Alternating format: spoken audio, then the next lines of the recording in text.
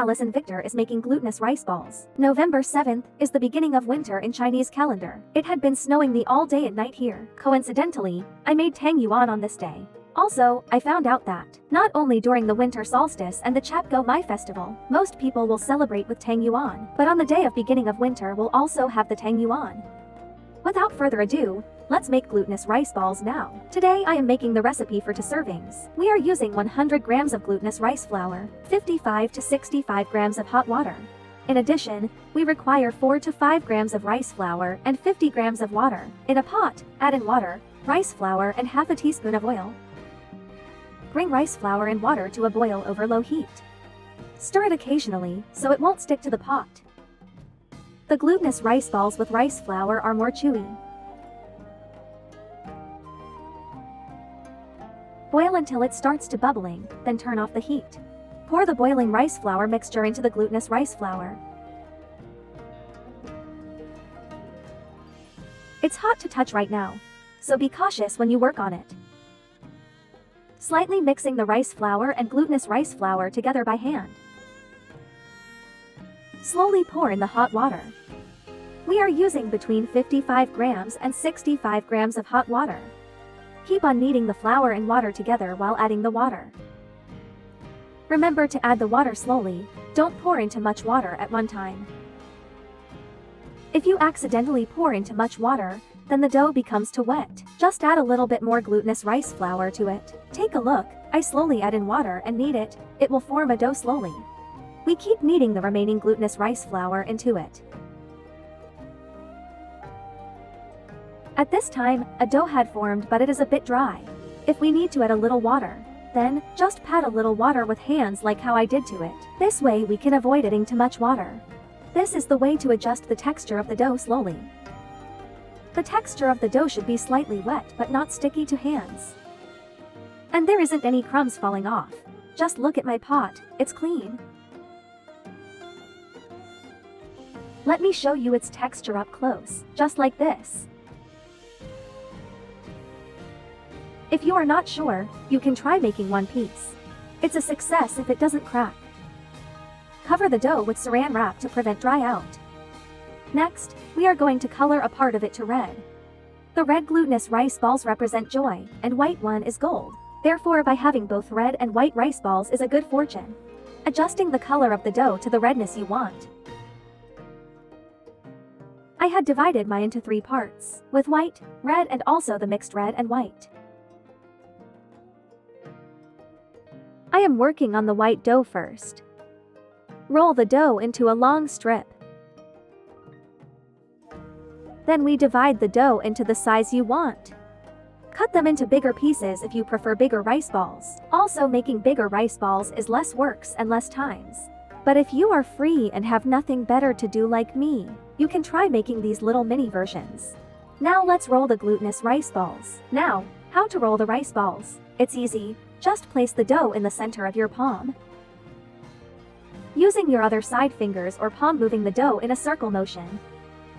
Circle the dough until it forms a round ball. Place the ready-made rice balls on a plate. The plate does not require to dust with any flour. With this recipe, the prepared TangYuan will not stick to the plate. If you feel making one at a time taking too long, you can shape 2 or 3 balls together like this. Otherwise, ask everyone at home to participate in making the TangYuan. When I was a kid, I liked to make TangYuan, because can eat and play at the same time. Also, the elders told us after eating TangYuan, you are a year older. Can hardly understand why the kids in old days anxiously wanted to grow up. I also tried to wrap some brown sugar into the glutinous rice balls. It is better to make bigger TangYuan if adding brown sugar. If it is too small, it will be hard to wrap in the black sugar. First, press and shape the dough into a small bowl. Then add in brown sugar. You can also substitute with other sugar. Gently press down the brown sugar, then close and seal the opening. After sealing the opening, shape it into a ball. I am using this Taiwanese brown sugar. Next, I made a few larger red and white TangYuan. then using a scraper to divide into 8 equal parts on top of the rice ball. After cooking, it will show some patterns on top. Look here, we didn't dust with any flour, and yet, none of the TangYuan is sticking onto the plate. We are using sweet soy milk. Add 2 slices of ginger to the sweet soy milk, and some pandan leaves. Boil it with a low heat. Remember to keep an eye on it, as the soy milk burns easily. Turn off the heat once it starts to bubbling. At this time, you can remove the pandan leaves and ginger slices, or leave it there if you like a stronger pandan and ginger flavor. We can make traditional syrup water if you are not a big fan of soy milk, using 1000 milliliters of water with a piece of brown sugar and 2 pieces of ginger, adding some pandan leaves too. Boiling with medium heat. Then add in the cooked glutinous rice balls and serve. Next, let's cook the TangYuan. Prepare a big pot of water with a few slices of ginger and pandan leaves. Bring water to a boil over high heat. Water has to be fully boiled before adding any of the rice balls. I'll put in larger rice balls first and let it cook for a while. Then add in the smaller rice balls and cook together. How long does it take to cook the TangYuan? My late grandma told me that TangYuan is cooked when it is floated to the top of the water. Usually what I do is after the TangYuan floated to the top of the water, let it simmer for a while before scooping it up. If you are going to eat it right away after cooked, after scoop it up, pour the TangYuan into the syrup water or soy milk, and serve it. Since I'm not serving it right away, I will soak the cooked TangYuan in cold water, in order to prevent it from continuously cooking.